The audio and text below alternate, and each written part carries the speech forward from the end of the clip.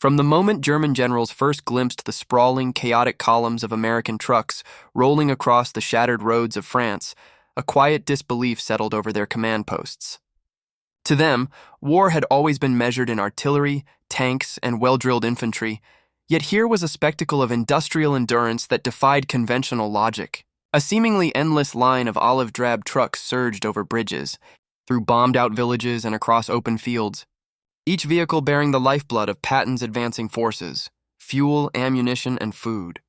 For weeks, the generals had relied on their meticulous calculations, expecting that the Allies would be constrained by logistics as any other army had been.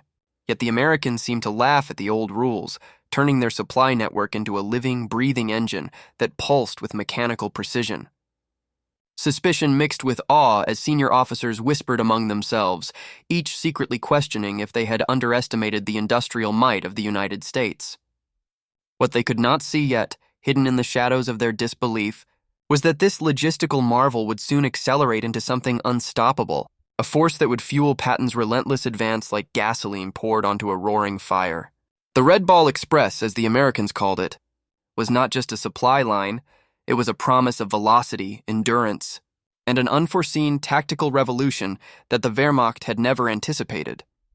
The men who plotted campaigns on maps, tracing the arcs of potential offensives with rulers and compasses, now found themselves confronted with the unpredictable, American ingenuity in motion. Hundreds of miles behind the front, warehouses hummed with activity, and roads became arteries of movement, lined with the constant rhythm of engines, each carrying precious cargo that would decide the fate of battles yet to come. For the generals accustomed to seeing armies falter when supply lines strained, the sight was almost blasphemous. Trucks, jeeps, and half-tracks surged forward day and night, crews working in rotation so grueling that exhaustion became irrelevant, replaced by a machine-like determination that seemed almost supernatural. Bridges were repaired faster than they could be destroyed. Convoys moved in tight formations, despite constant harassment from Luftwaffe fighters and partisan attacks. Each obstacle was met with an audacious improvisation, a testament to the American capacity for adaptation. And with each passing day, the Wehrmacht's skepticism began to waver, replaced by a grudging recognition that something extraordinary was underway. In these hours of tension and confusion, the first seeds of awe were planted, even in the hearts of men trained to fear nothing but overconfidence. Yet beneath this spectacle of mechanical endurance was a meticulous choreography, a network of planning so intricate that only decades later would historians fully comprehend its genius.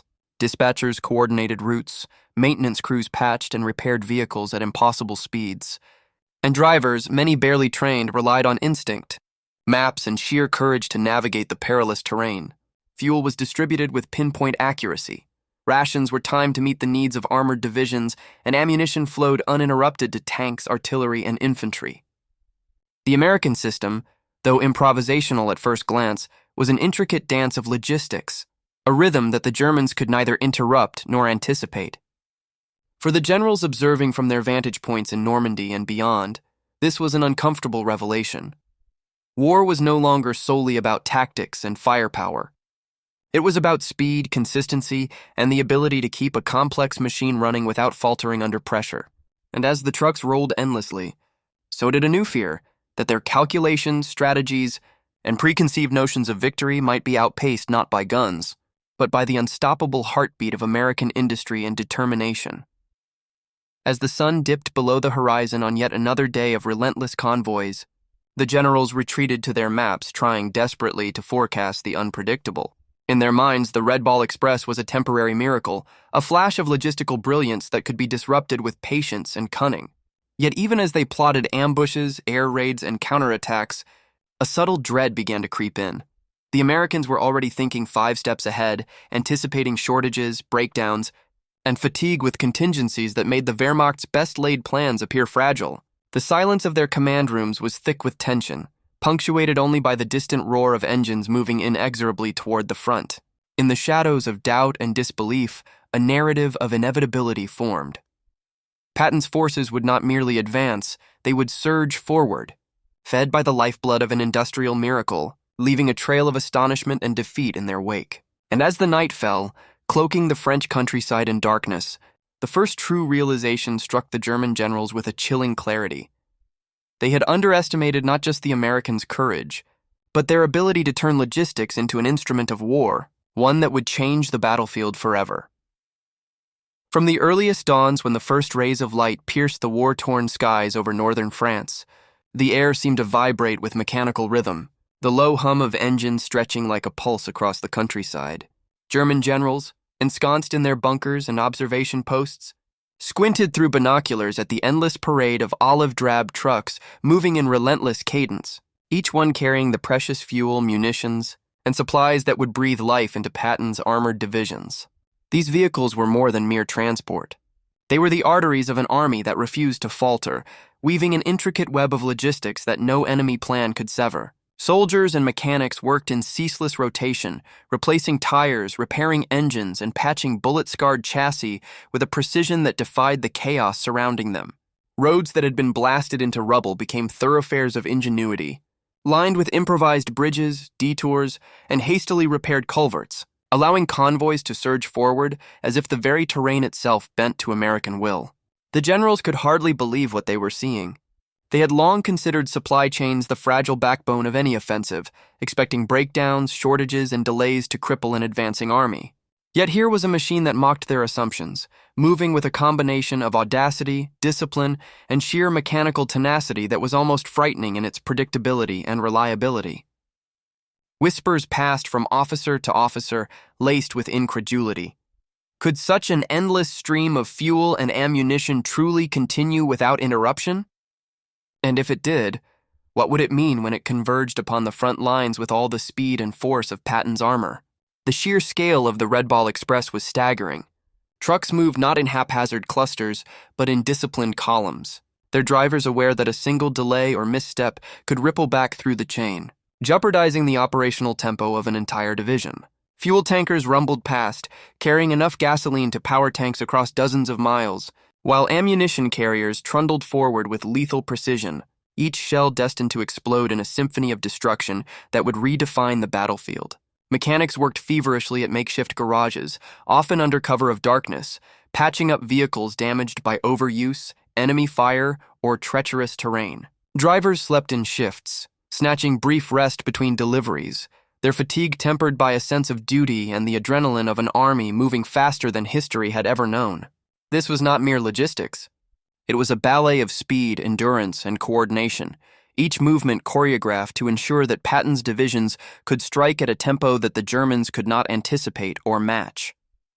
And yet, despite the visible efficiency, the Americans themselves knew the operation was an audacious gamble. Roads were narrow and treacherous, convoys vulnerable to ambushes, and mechanical failures inevitable.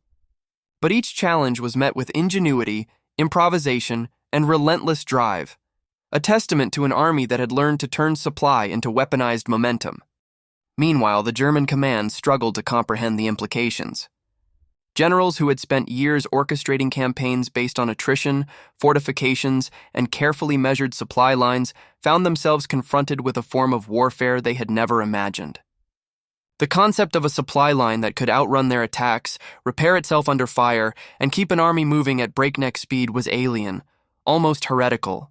Every failed airstrike or ambush against the convoys deepened their frustration, while every successfully delivered fuel truck meant tanks would keep rolling, artillery would keep firing, and Patton's divisions would maintain an unrelenting push that no counteroffensive could stall.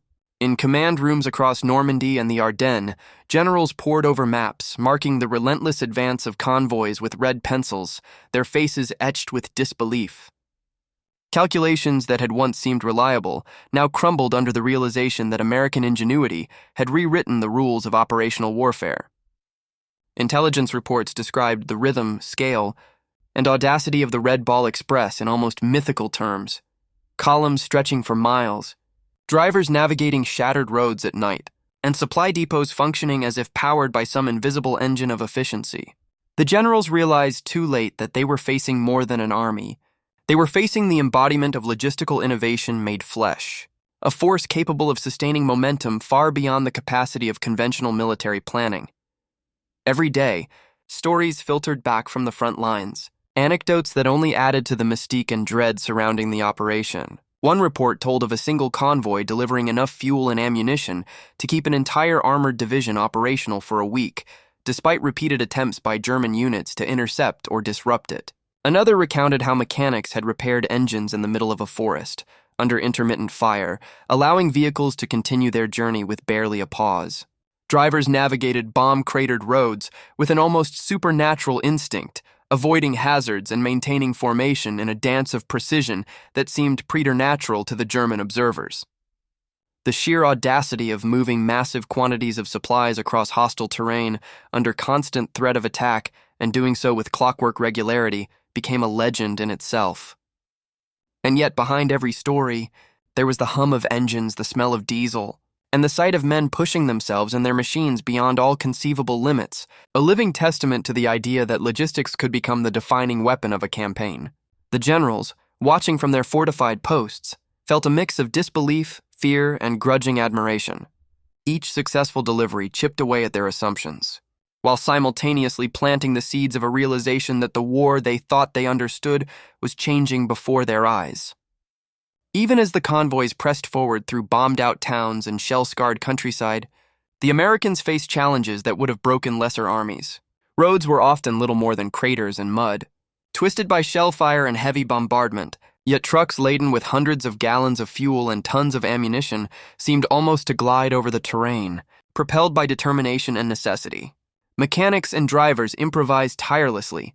Makeshift winches hauled vehicles from ditches, tires were swapped with remarkable speed, and engines were cannibalized from disabled trucks to keep others moving. Each successful delivery was not merely a logistical victory, but a psychological one. The Wehrmacht's anticipation of halted offensives and supply shortages evaporated with each passing convoy. Meanwhile, German reconnaissance patrols, lurking in the shadows of forests or perched on ruined rooftops, watched helplessly as the supply lines surged past, elusive and untouchable, mocking their every plan. Intelligence reports trickled back, filled with figures that seemed impossible. Thousands of trucks, hundreds of thousands of gallons of fuel, and the constant forward movement of artillery and rations, all orchestrated with a precision that seemed almost superhuman. For German generals, the realization was crushing. The Americans had turned a fundamental weakness of warfare, logistics, into a weapon more potent than any tank or artillery. Barrage they had faced. At the heart of the operation was the extraordinary ingenuity and stamina of the American soldiers themselves. Drivers were rotated in shifts that pushed human endurance to the limit, sleeping in jeeps, tents, or alongside the road in fleeting moments of rest before resuming their journey. They faced the constant threat of ambushes, air attacks, and the treacherous terrain that could swallow a convoy without warning. Yet morale remained high, fueled by the knowledge that every successful delivery kept Patton's armored divisions moving, striking deep into enemy territory. Mechanics and support personnel worked in tandem, often in freezing rain or blistering heat, repairing engines with whatever parts they could salvage, welding, replacing, and improvising to ensure that no truck was left behind. The roads themselves became almost characters in this drama, winding, broken, and dangerous, yet alive with the movement of machines and men, a testament to the resilience and adaptability of the force driving them forward. The Americans did not merely survive these challenges, they thrived on them, turning potential catastrophe into a demonstration of ingenuity and willpower, a continuous performance that would astonish both allies and enemies alike. Meanwhile, German commanders tried in vain to disrupt the unstoppable flow. Bombing runs targeted bridges and supply depots, yet the Americans had anticipated most attacks, rerouting convoys, repairing damage with astonishing speed, and moving supplies through alternate routes almost as soon as problems arose. German spies and reconnaissance patrols attempted ambushes, but the sheer discipline and coordination of the Red Ball Express made such attempts futile. Drivers adapted to sudden threats, speeding past gunfire, and convoy commanders rerouted on the fly, relying on a combination of pre-planned contingencies and instinctive decision-making honed through relentless practice. The effect on German morale was profound. Once confident that they could slow Patton's advance through sabotage and attrition, they now faced the unsettling truth that the Americans were not just moving, they were anticipating, adapting and striking with an almost preternatural understanding of the battlefield. Every successful delivery reinforced the Americans' momentum, making the generals' strategies increasingly irrelevant. Even the smallest details contributed to the operation's success. Fuel was rationed, timed, and loaded with precision, ensuring that tanks, half-tracks, and artillery never paused for lack of energy. Ammunition was stacked carefully, tracked meticulously, and distributed according to the exact needs of advancing units. Food, water, and medical supplies flowed alongside munitions, sustaining soldiers who were constantly on the move. Dispatchers worked tirelessly, coordinating routes, communicating breakdowns, and ensuring that every convoy maintained optimal speed and spacing to avoid bottlenecks or vulnerability. Maps were annotated, contingency plans were drawn, and yet despite the rigorous planning, flexibility remained the guiding principle. When obstacles arose, improvisation became the rule. Broken bridges were bypassed, blocked roads cleared, and vehicles repaired on site, all with astonishing speed. The Germans could not keep up. Each attempt to slow the Red Ball Express only highlighted its resilience, turning what they had assumed was a vulnerability into a strength that seemed almost invincible. Stories of individual heroism became legend among the convoys. A driver navigating a flooded section of road, headlights barely piercing the darkness, managed to deliver vital fuel despite near-catastrophic skids and engine stalls. Mechanics repaired engines mid-convoy under the threat of shelling, welding, and replacing parts in minutes that would have taken hours under normal conditions. Dispatchers rerouted entire divisions of vehicles with nothing more than hurried notes and shouted instructions, preventing what could have been logistical collapse. Each act, repeated hundreds of times daily, reinforced the unstoppable nature of the Red Ball Express. German generals, watching helplessly from their command posts, recorded every incident with mounting alarm, realizing that the Americans were not merely conducting logistics, they were orchestrating a symphony of endurance, ingenuity, and sheer willpower that redefined operational warfare. By now, even the frontline soldiers felt the weight of this unstoppable machine. Tanks continued rolling without pause, artillery fired relentlessly, and infantry moved forward sustained by the continuous influx of supplies.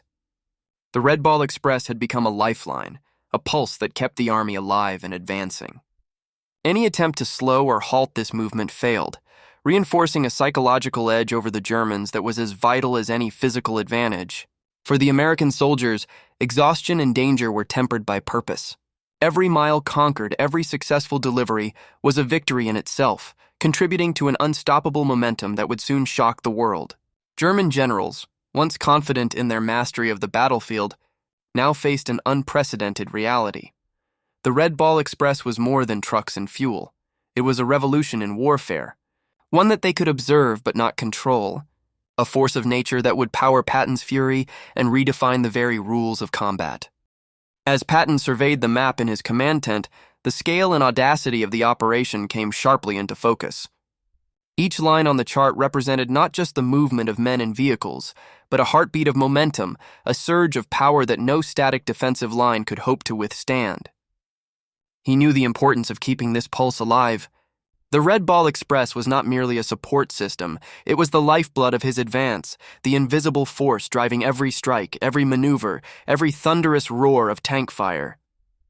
Patton's eyes traced the convoys snaking across the countryside, noting bottlenecks, potential hazards, and vulnerabilities, yet his mind was equally focused on exploiting the rhythm of the operation to overwhelm the Germans.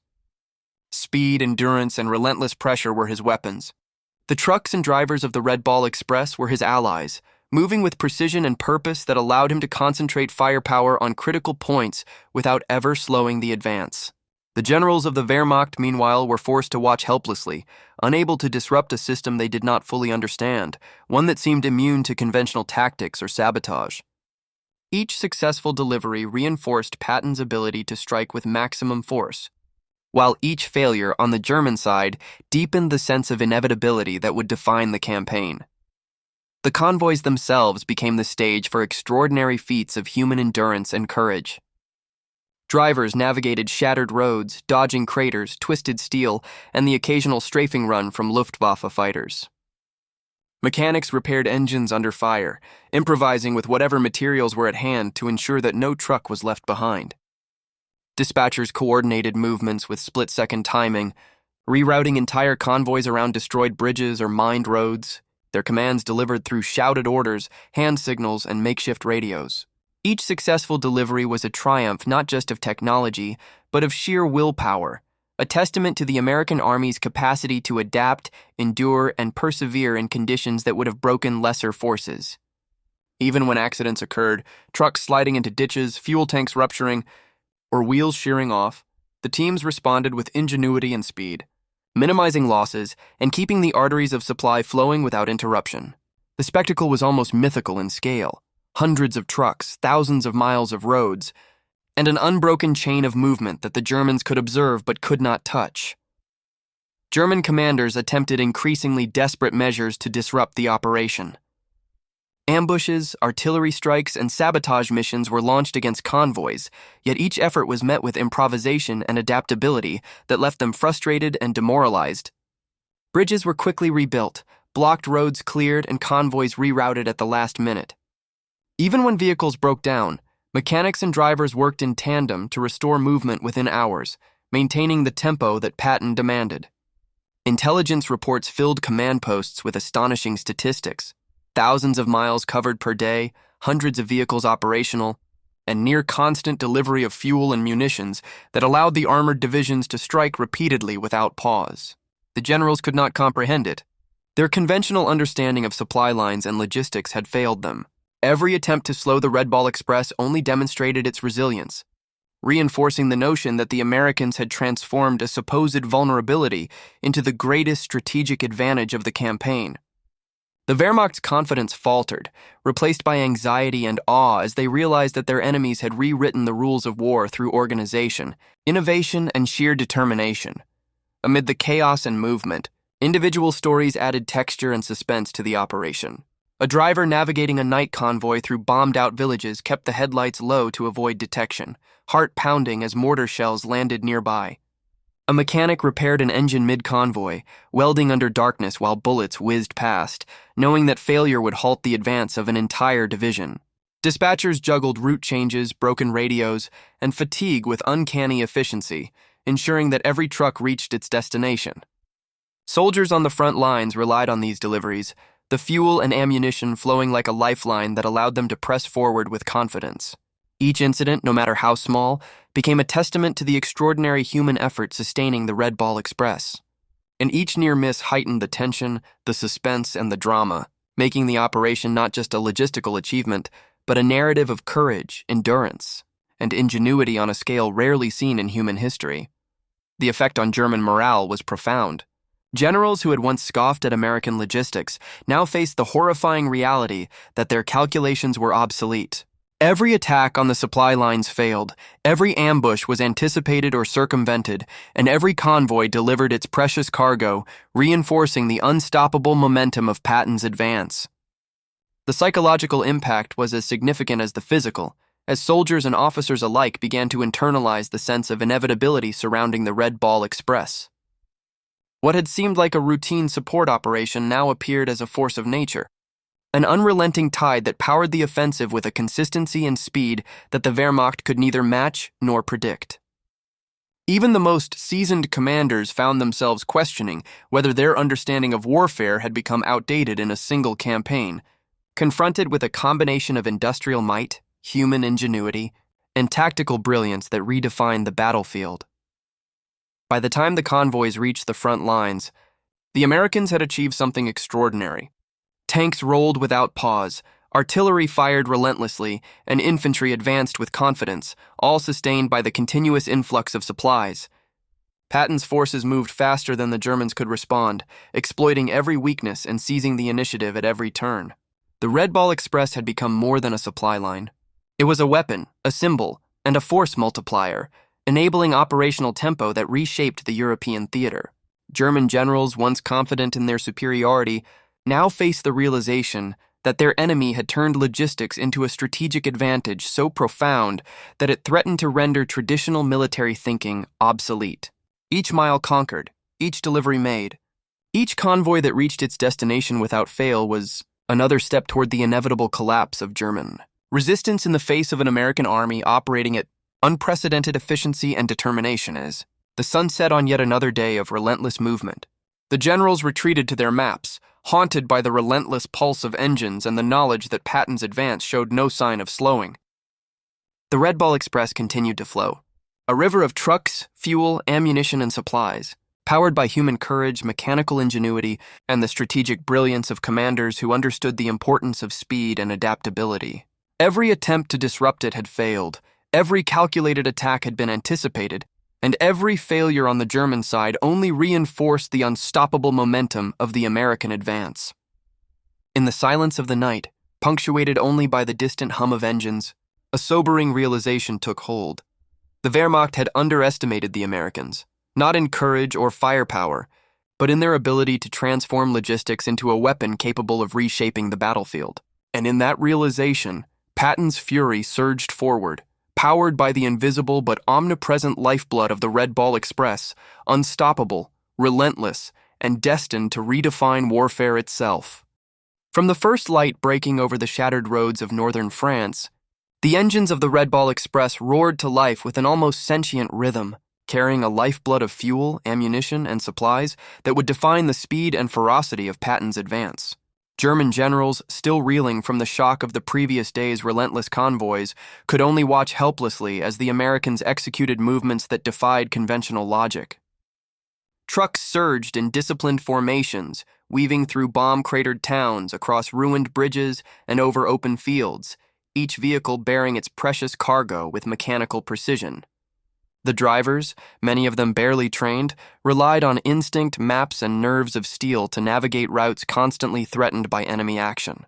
Mechanics worked tirelessly at roadside repair points, welding, patching, and replacing engines, often under the threat of artillery fire, ensuring that no vehicle was left behind. Each delivery was not only a logistical victory, but a strategic one, enabling Patton's armored divisions to strike with unprecedented speed and intensity, a pace that left German strategists scrambling to comprehend what they were witnessing. Suspense clung to every mile, every turn, and every engine roar, as though the land itself had become a stage for a relentless, unstoppable symphony of American resolve and a might. The heart of the Red Ball Express was a combination of meticulous planning and improvisational genius that created an operational tempo the Wehrmacht had never encountered. Convoys were scheduled to the minute, with dispatchers coordinating hundreds of vehicles across multiple routes to avoid bottlenecks, ambushes, and mechanical failures. Fuel tankers carried just enough to keep tanks moving without overloading, while ammunition carriers were calculated to meet precise combat demands. Food, water, and medical supplies were distributed with equal care, ensuring that infantry could maintain their relentless pace alongside the armored columns. Even minor mechanical failures were treated with urgency. A broken axle or engine was repaired on the spot, salvaged from disabled trucks or improvised with spare parts, minimizing any potential delays. This orchestration of logistics under pressure became a kind of warfare in itself, as each successfully delivered supply reinforced Patton's operational advantage, keeping his divisions in motion and denying the Germans any opportunity to regroup or counterattack. The general's disbelief grew with every passing hour, a mix of astonishment, fear, and grudging respect for a system that seemed almost impossible to halt. The human dimension of the Red Ball Express was equally critical. Drivers endured exhausting shifts, often driving through the night with little rest, their focus sharpened by the stakes of the mission. Mechanics and repair crews labored in unforgiving conditions, patching engines in the cold, mud, and rain, aware that the fate of entire divisions depended on their skill and determination. Dispatchers, often working from hastily constructed headquarters, coordinated complex rerouting operations in real time, balancing risk and reward as vehicles navigated through mined roads, bombed-out bridges, and enemy patrols. Soldiers on the front lines relied on these deliveries as their lifeline, their ability to continue the assault dependent on the uninterrupted flow of fuel and ammunition. Each successful mile, each repaired vehicle, and each delivery became a testament to human ingenuity and perseverance, a narrative that amplified the suspense and cinematic drama of the campaign. The Germans, meanwhile, faced growing anxiety and frustration, as every attempt to intercept or disrupt the supply lines ended in failure, reinforcing the Americans' strategic superiority. As the Red Ball Express pressed deeper into enemy territory, the impact on the battlefield became unmistakable. Tanks moved faster, artillery fired more consistently, and infantry advanced with renewed vigor, all sustained by a continuous flow of supplies. The operation's success was not accidental. It was a deliberate orchestration of resources, planning, and human effort that transformed logistics into a decisive instrument of war. German generals, observing from their command posts, could only watch in disbelief as Patton's forces maintained a tempo that no one had predicted, exploiting every advantage and striking with an intensity that left defenders disoriented and demoralized. The suspense of the campaign, the unpredictability of each mile, and the relentless pressure of American ingenuity combined to create a narrative that was as much psychological as it was tactical. By the end of the day, it was clear. The Red Ball Express was not merely a supply operation. It was the engine of momentum, the invisible force that powered Patton's fury, and a lesson in the transformative power of logistics that would redefine the conduct of war. Even as the convoys surged across the fractured countryside, each mile told a story of human endurance and mechanical ingenuity that seemed almost supernatural to German observers. Drivers maneuvered massive trucks through craters, collapsed bridges, and bombed out towns, relying on intuition honed by hours of relentless practice.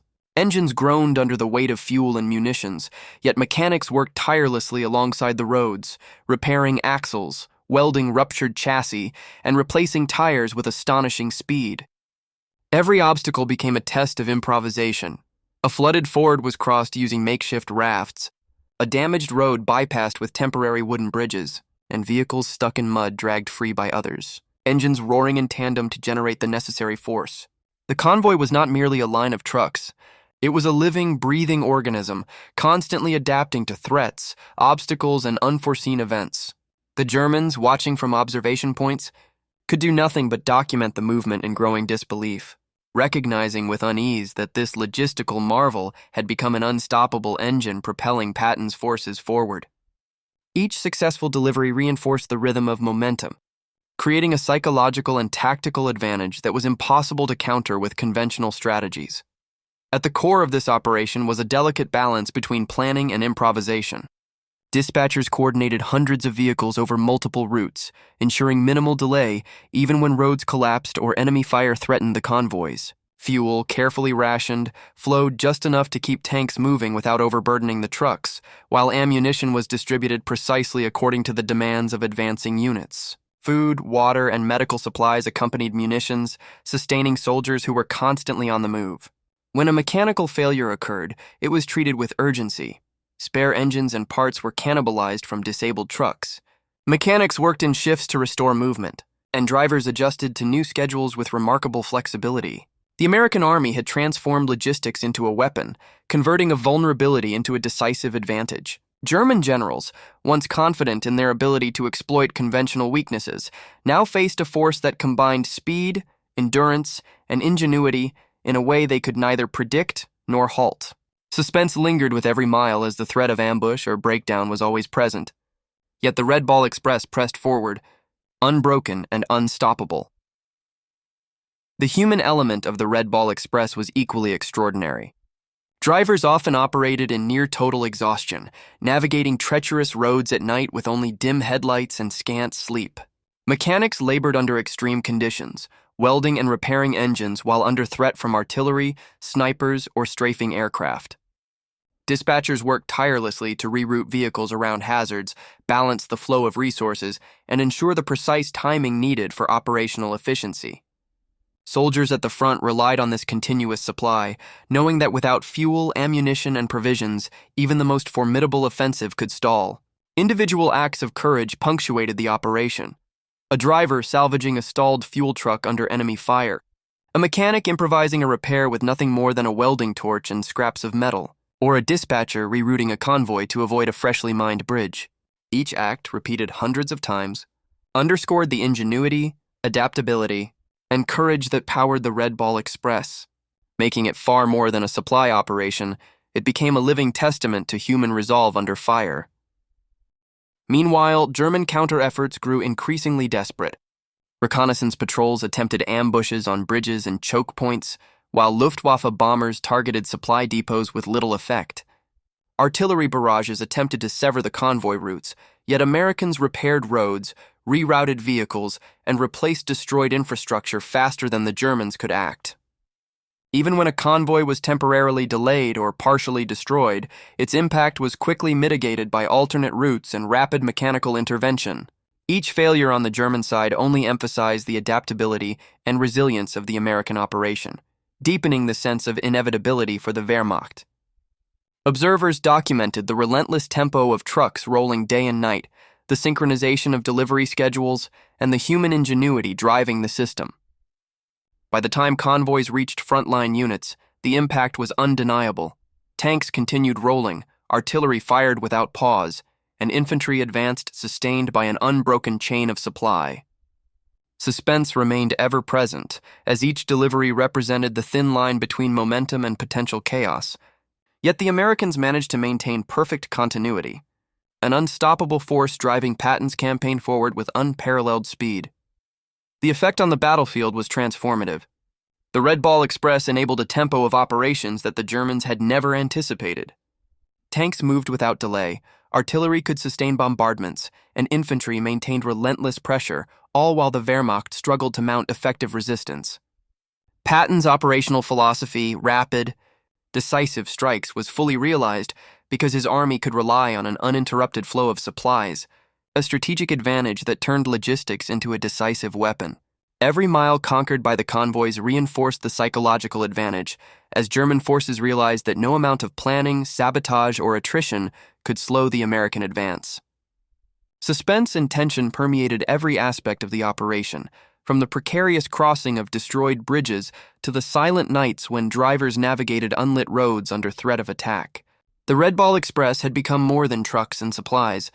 It was the engine of momentum, a force that reshaped the battlefield and redefined the possibilities of warfare in the modern era. As Patton reviewed his operational maps under the dim light of his command tent, he considered the pulse of the Red Ball Express not merely a logistical necessity, but the very lifeblood of his advance. Every line, every route marked on the charts represented more than trucks and fuel. It represented mobility, firepower, and the unrelenting pressure he could bring to bear on German defenses. Patton's strategy depended entirely on sustaining momentum, and the Red Ball Express had become the invisible engine powering it. Convoys delivered fuel to tanks just hours before they would roll into battle, ammunition to artillery batteries to sustain continuous bombardment, and rations to infantry advancing in harsh conditions. The speed, precision, and scale of the operation were unprecedented, and Patton understood that his division's success relied entirely on maintaining this relentless tempo. The German generals, watching from their observation posts, could only gape in disbelief, unable to halt a system so finely tuned and resilient that each disruption they attempted seemed only to highlight its strength. Suspense hung in the air like the tension before a storm. Every convoy represented a potential catastrophe narrowly avoided. Yet the Americans pressed forward, unstoppable and resolute. Drivers and mechanics alike faced extreme conditions. Their courage and ingenuity tested continuously. Trucks laden with fuel barreled across narrow, cratered roads. Wheels slipped into mud, axles bent under weight, and engines threatened to seize from continuous overuse. Yet mechanics patched, welded, and improvised with relentless determination, ensuring that no vehicle was left immobile for long. Drivers navigated night convoys with headlights dimmed to avoid detection, crossing fields littered with debris and bomb craters, often guided only by the stars and fragmented maps. Dispatchers rerouted vehicles at a moment's notice, juggling priorities and risks, ensuring that supplies reached exactly where they were needed. Each successful mile reinforced the unstoppable momentum of Patton's forces, while each minor mishap highlighted the skill and resilience of the personnel keeping the system alive. German officers, expecting delays and breakdowns to slow the advance, were forced to confront a reality they had never imagined: an army capable of turning logistics into an unbroken weapon of war. Extreme challenges became opportunities for improvisation and heroism. A convoy trapped by a collapsed bridge saw drivers fashion a temporary wooden crossing in the dark, moving vehicles one by one while under intermittent artillery fire. Mechanics salvaged parts from damaged trucks to repair others, welding and replacing components in a matter of hours that would have taken days under normal circumstances. Fuel tankers, often riddled with bullet holes, continued their journeys with patched tanks and patched nerves. Even when Luftwaffe fighters strafed the convoys, drivers accelerated and maneuvered with instinctive precision, keeping the lifeline to the front lines unbroken. Each successful delivery became a psychological weapon, as well as a logistical one, reinforcing the belief among soldiers that nothing could halt their advance. German generals, monitoring these feats, recorded reports filled with disbelief and frustration, noting the efficiency, adaptability, and sheer audacity of the operation. Every failure they had anticipated did not occur. Every contingency they had planned for was outpaced by American ingenuity. Suspense remained palpable with every mile, as the line between disaster and triumph was razor thin. Yet the Red Ball Express maintained an unbroken rhythm. By mid-campaign, the scale of the Red Ball Express was staggering. Convoys traversed hundreds of miles daily, delivering thousands of gallons of fuel, tons of ammunition, and countless provisions to keep Patton's divisions operational. Roads that had been obliterated by bombardment were quickly repaired or bypassed. Bridges collapsed under weight were rebuilt using planks, sandbags, and sheer determination. Each route required precise coordination, as delays could ripple through the system, threatening operational tempo. Drivers faced exhaustion, harsh weather, and enemy threats, yet their commitment never wavered. Mechanics and dispatchers adapted continuously, employing creative solutions to unprecedented problems. Soldiers at the front lines relied entirely on this flow of supplies. Tanks could not advance without fuel, artillery could not fire without ammunition, and infantry could not press forward without rations and water. The Red Ball Express had become the invisible force that powered Patton's fury, turning a supply network into a decisive weapon of war. German generals, once confident in their ability to stall the advance through attrition and sabotage, were forced to accept that they faced an unstoppable momentum. As the operation progressed, reports of near disasters added suspense and highlighted human ingenuity. One convoy encountered a minefield, which destroyed several vehicles, yet drivers and mechanics worked under fire to remove wreckage and repair the road, restoring the convoy's flow within hours. Another convoy faced a sudden Luftwaffe attack. Fuel tankers, heavily damaged, were guided through alternate routes while mechanics patched engines on the move. Dispatchers rerouted dozens of vehicles in real time, preventing congestion and potential disaster. These events reinforced the psychological edge of the Americans and deepened the frustration of the German high command. The operation was not merely about delivering supplies, it was about maintaining the tempo, exploiting opportunities and sustaining a rhythm of advance that the Germans could neither anticipate nor interrupt. The suspense of every mile, every decision, and every repair added to the narrative tension, making the Red Ball Express both a logistical and cinematic marvel. German counter-efforts reached a crescendo of desperation. Artillery barrages, ambushes, and sabotage missions were launched against supply routes, yet each attempt failed spectacularly. Bridges were repaired in hours, blocked roads cleared, and convoys rerouted with minimal disruption.